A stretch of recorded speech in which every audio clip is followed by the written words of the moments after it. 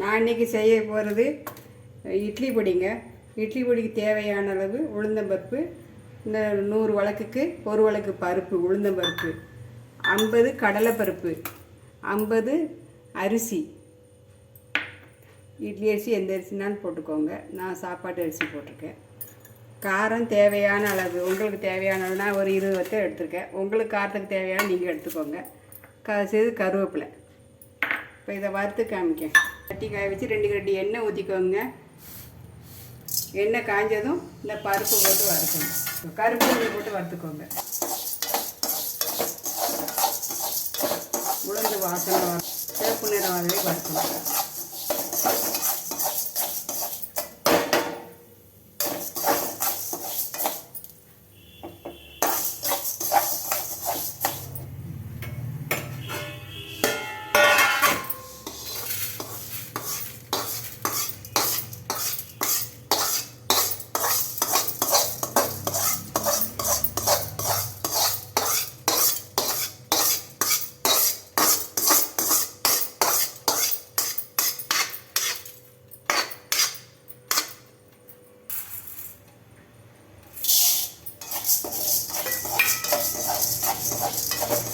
இது நல்ல செவக்க வறுக்கணும்.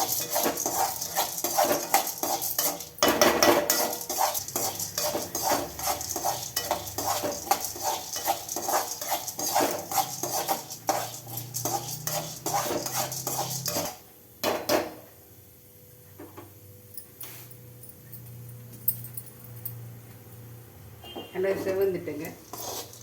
இந்த அளவுக்கு வறுத்தா ரொம்ப கருக வச்சா கசப்பாக இருக்கும்.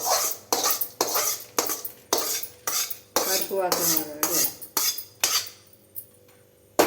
அரிசிக்கு எண்ணெய் ஊற்றாமல் வெறுஞ்சட்டி இல்லைன்னாலும் வறுத்துக்கலாம்.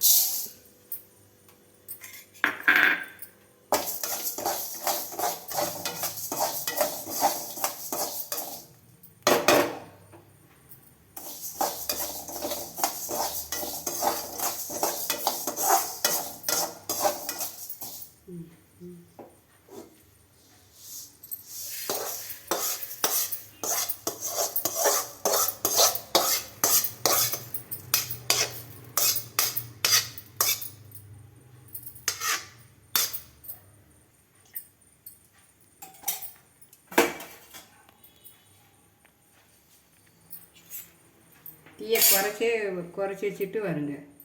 தீயை கூட்டின்னு கறியிடும். மிதமாக வறுக்கணும்.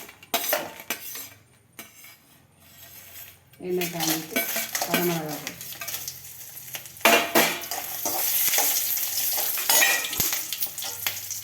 கருவேப்பிலை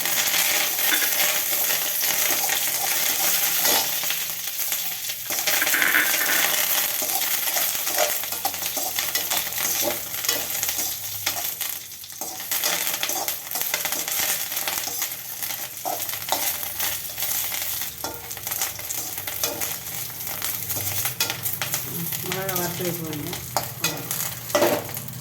ஆற வைக்கணுங்க. ஆற வச்சு திரிச்சு காமிக்கணுங்க. இட்லி பொடிக்கு எல்லாம் வறுத்து வச்சுருக்கேங்க. இப்போ திரிக்க போகிறேன். கடலைப்பருப்பு 50 வறுத்து வச்சுருக்கிறேன். 50 அரிசி வறுத்து வச்சுருக்கிறேன். வரமிளகா எல்லாம் வறுத்து வச்சுருக்கிறேன். உங்களுக்கு காரத்துக்கு தேவையான வரமிளகா போட்டுக்கோங்க. உங்களுக்கு காரத்துக்கு தேவையான அளவு போட்டுக்கோங்க. நான் இப்போ திரிச்சு காமிக்க பாருங்க.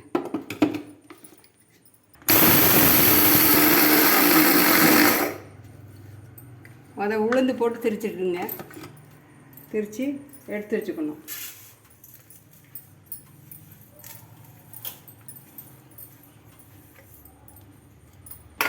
உளுந்து திரிச்சிருக்கேங்க. அடுத்து பருப்பு திரிக்க போகிறேன்.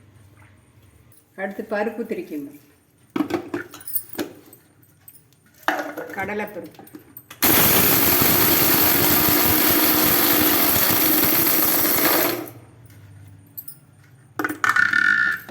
கடலைப்பருப்புங்க. இன்னும் கொஞ்சம் திருப்பிடணும்.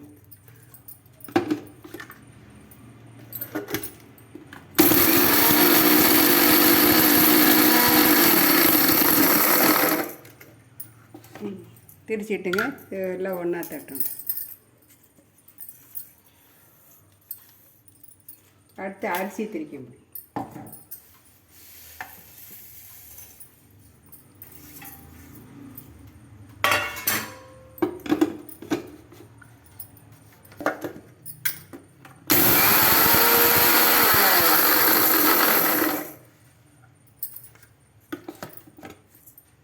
அரிசி அரை அளவு திரிச்சா போதுங்க.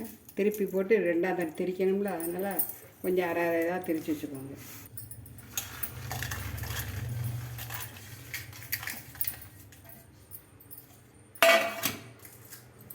அடுத்து வரமிளகா போட்டு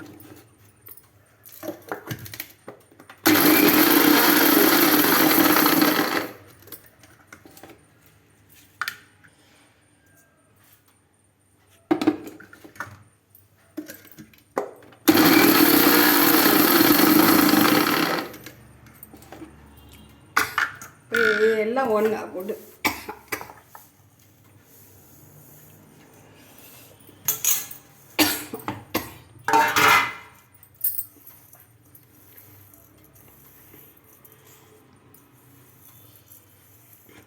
எல்லாம் ஒன்றா போட்டு திரிக்கணுங்க. அப்புறம் காரத்துக்கு தேவையான உப்பு போட்டுக்கணும். நீங்கள் எவ்வளோ வரமிளகா போட அது தக்கன உப்பு போட்டுக்கணும். நான் நிறைய போட்டுக்கிறனால உப்பு நிறைய இந்த அளவு உப்பு போட்டு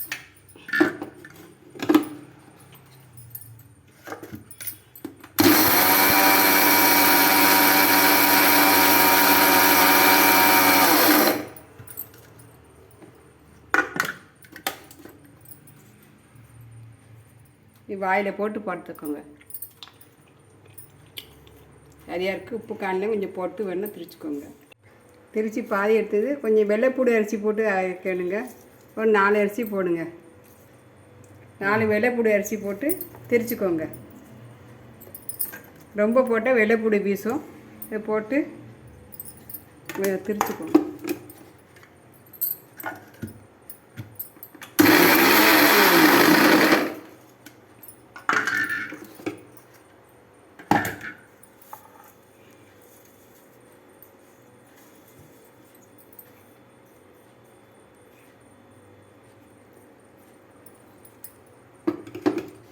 உப்பு காணாட்டா வாயில் போட்டு பார்த்துட்டு உப்பு காணாட்டா உப்பு போட்டு திரிச்சுக்கோங்க.